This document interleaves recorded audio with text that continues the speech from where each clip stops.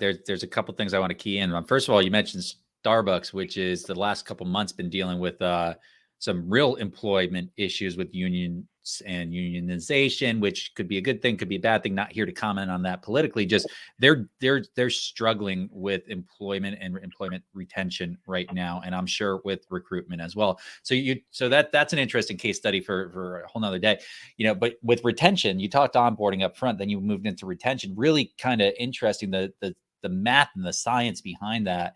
You lose an hourly worker, it's probably going to cost you $1,500 to find a replacement. You lose a technical worker, and it's going to be at least 100% of the salary on average to replace them. And you take a C-suite person, and my gosh, they're an exec, 200+% to replace. So retention is huge.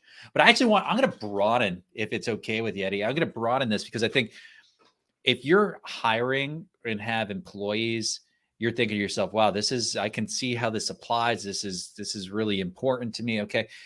There's a lot of solopreneurs that are probably listening in on this. And I want people to appreciate, and this is an important, I think, line to draw, that everything you're talking about, Eddie, with internal employees and bringing people in, that can be projected onto client acquisition and client retention. And so this to me, gamification is much more than, one Huddle's focus might be on those three things for companies.